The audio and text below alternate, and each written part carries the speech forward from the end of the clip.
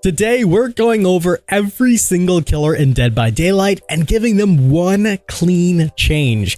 These ideas come from some of the best players, some come from content creators, and some are just things I found around the community or thought about myself. Alright, let's jump straight into this without wasting any time. The Trapper. Simple, we're making makeshift wrap base kit so he can walk over his own traps. It's a small change, but it instantly makes him feel smoother and a lot less frustrating to play. The Wraith. For the Wraith, we're taking the 3 add-on sets that all do the same thing and pretty much making those effects base kit. This opens up the door for a full add-on rework, so his kit actually has some variety again.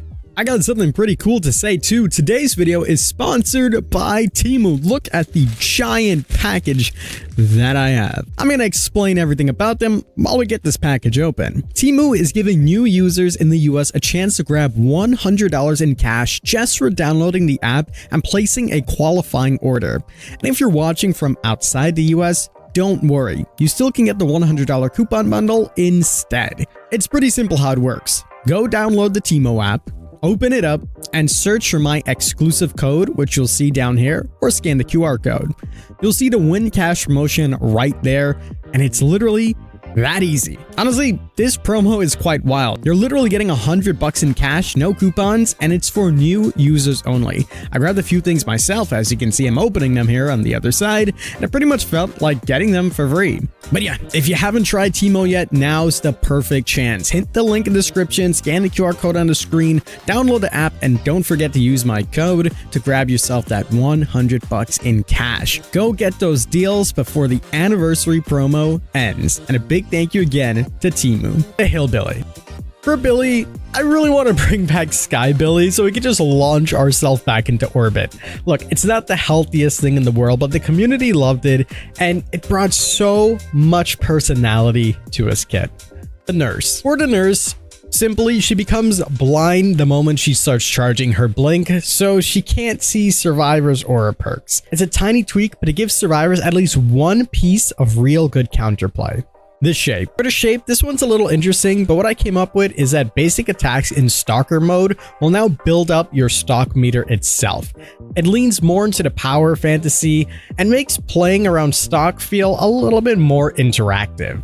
Hag. For Hag, her add-ons pretty much get a full pass so that broken ones are fixed and the useless ones are just completely removed. A modern add-on set would make her feel way more consistent without even having to touch or worry about her power. The Doctor. For the Doctor, this one's one of the most fun ones. Illusions basically now chase survivors, and if it manages to touch them, it increases their madness. It finally makes Illusion feels a little bit more threatening and actually can scare survivors into thinking that's the real killer. The Huntress. For Huntress, she now moves at 4.6 meters a second when she's out of hatchets. This pretty much lets her reset faster, and if you are chasing someone with no hatchets, the little bit speed difference can probably help. The Cannibal. For Bubba, his tantrum duration basically gets capped to 3 seconds base kit. It makes it so that if you do bump into an object, it doesn't actually feel too comical about things. The Nightmare. For Freddy, dream palettes will rupture faster, so survivors can't react that easily. Right now, to me, it feels that maybe it's just a skill issue, but I can never get those palettes to work. If there was just a little less time for them to rupture, I think it'd be good. The Pig. For Pig, her dash add-ons become pretty much base kit, so that way you can actually use her crouching ability a little bit more, but you can also make it so that her heartbeat fades away rather than just chopping. Let's work on that one a little. The Clown. For Clown, pretty much he moves faster while reloading. There's already some add-ons that are in the game that can easily be pushed into his base kit, and we obviously tweak or change those add-ons, but that way he's not actually losing tons of distance when reloading. The Spirit. Now this one's quite interesting and I saw it on Reddit, but basically if you touch the husk of the Spirit, it actually cancels her phasing, essentially, unless she's traveled over 16 meters. This rewards you with awareness and potential mind games. It'll just stop her right in her tracks. The Legion. For Legion, pretty simple. Pools of blood will become visible during Feral Frenzy. This just helps you improve your tracking a little bit more and makes it cleaner and nicer to play as a Legion. The Plague. For Plague, she pretty much gets a full sound design overhaul. accessibility toggles, cleaner audio, and I think this would massively improve her on pretty much all quality of life sides, so why not? The ghost phase. This is one that really truly irks me, and I think it'll be so good to change. Basically, a hook survivor just can't reveal you. This makes it so that your power is usable and you can stop those weird interactions when being revealed. Obviously, maybe if you're too close for too long, then you can reveal. The Demogorgon. For Demogorgon, I think a pain point is when you already have placed too many portals and then you have to wait for a survivor to actually destroy it. I feel like that's just a massive oversight, and Demogorgon doesn't need that nerf. The Oni. For Oni, his power, just make it so that it fills past 99.9%, so you don't need that last orb. It just speeds up the tempo and eliminates a pointless moment of just waiting until you get that first hit. The Deathslinger. For Deathslinger, his terror radius will be dropped to 28 meters. This will actually help him to start chases without survivors pre-running from across the map. Originally, this was changed because of monitor abuse, so this would be rather a good change. The Executioner. For Pyramid Head, his add-ons reworked was beautiful, so there's not much that I would really touch with Pyramid Head, except when you're switching between using your power and coming out of it. If we can just make that entire thing feel a little bit more smooth, I think that'd be a nice quality of life change. The Blight. This one's a little bit wild, so stay tuned. Basically, Blight becomes 4.4 and loses a rush token if he breaks a pallet using M1 and not rushing and breaking it.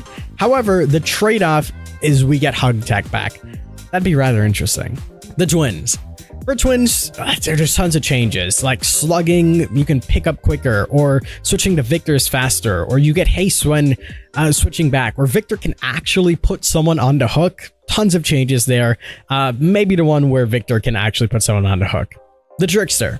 For Trickster, the laceration drops from 8 to 6. It makes so that the pacing itself feels smoother and encourages creative blade throws overall. For Nemesis, the blue hitbox line, finally have it matching up with the whip when you're doing whip drags, so it's not like you're being hit by nothing, and it just makes it all look and feel a lot nicer for both sides. The Cenobite. For Pinhead, pretty much a short delay that prevents the chains from being snapped when they are instantly tossed out. That way, if you're at a cluttered tile or someone runs into it like instantaneously, you still get a little bit of value out of it, and then after that, whatever happens. The Artist. So for the Artist, if you actually end up getting a hit on someone with a crow that's beyond, let's say, 24 meters, it actually reduces the cooldown between your next bird. This way, it rewards long-range skill shots and gives her a little bit more of a sniper identity, which is more true to her character. The Onryo. For the Onryo, just make it so that TVs are guaranteed to spawn closer to generators. This way, it can give her a little bit more consistent pressure and smoother teleports to actively use your power. The Dredge. For Dredge, charging your gloaming moves at 4 meters a second. That way, you can actually mind game the survivors and be on equal speeds rather than just breaking the balance where you're too slow and it's just completely countered. The Mastermind. For Wesker, pretty simple, his cooldown just becomes 10 seconds total, or 5 per token. The Knight. For the Knight, his decay slows around to about 2 or 2.5 rather than 3, so that way if a guard is in chase and you're around, you still can somewhat get some value.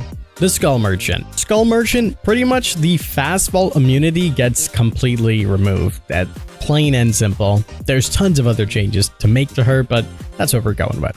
Singularity. For Singularity, Killer Instinct is completely removed when survivors infect each other. This way, it keeps it a little bit more fair.